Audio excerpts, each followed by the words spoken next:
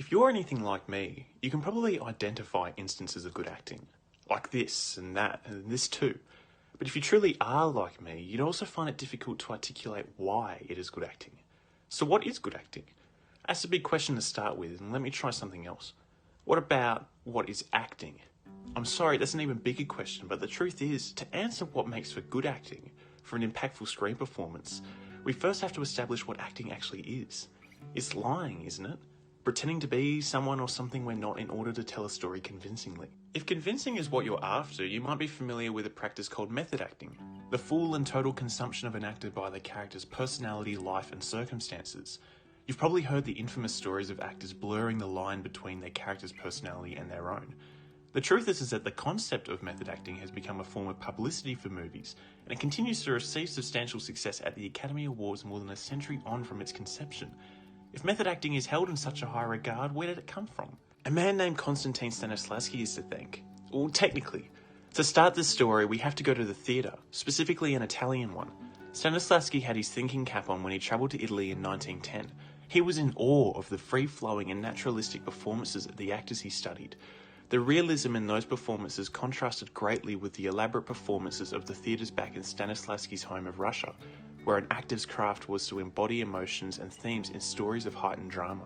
Rather than continue with the grandiose performances of melodramas, musicals, vaudevilles and opera, performances Stanislavski coined as the art of representation, he instead spearheaded the art of experience. Stanislavski believed that for an actor to act well, their objective should be to reach a convincing level of realism in their performance with the complete embodiment of a new internal identity, their characters, through all facets of their outward expression. Stanislavski wanted actors to understand the motivations and given circumstances of their character. Actors would answer specifically who their character was, where they were, when they were, what they wanted, why they wanted it, how they would get it, and what they had to overcome. By understanding their character deeply enough, actors could virtually respond spontaneously as their character, reflecting them far greater than a scripted performance ever could. Not just actors, but directors could also analyse scenes by identifying its beats, where there was a change in either present characters, information, or in subject. For Stanislavski, it was all about what wasn't seen by the audience, the subtext that really made the performance. The concept of Stanislavski's magic if promoted the use of imagination in the actor's performance. As examples, this could materialise in adjustments, such as run as if it is blazing hot outside. Substitution, such as talk to me as if I was your brother, and endowment, such as pretend as if this broom is a sword. Stanislavski's system acted as a cornerstone to countless other acting ideologies that consequently spawned from his ideas. Biologically, this makes Stanislavski the father of method acting.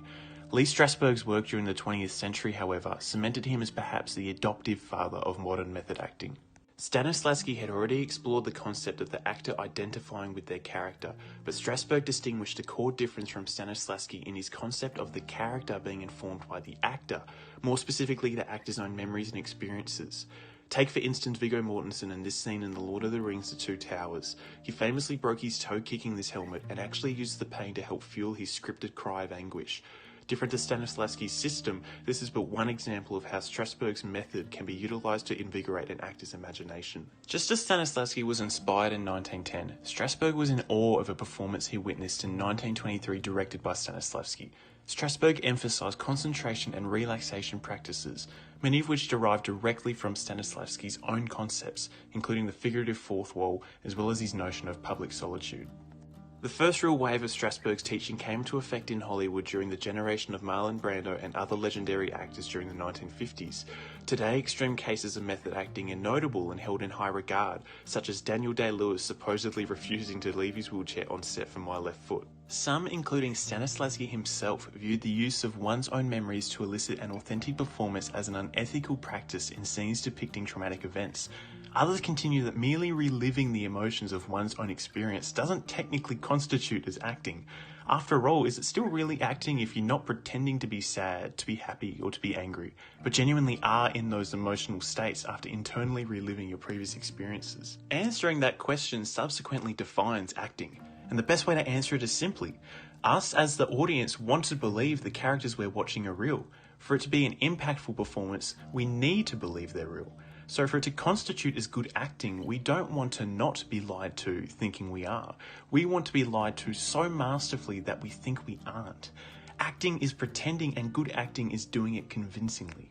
But does that mean Stanislavski and Strasberg had it all wrong? No, not really.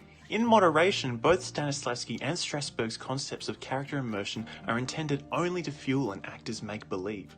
At the end of the day, the actors are still pretending to be someone or something they're not, even if Strasberg does suggest they relive a sad event to help them cry on cue. That does just leave one question though. If there are multiple means other than what Stanislavski and Strasberg propose, but they all achieve the same impactful performance regardless, is there really a difference after all?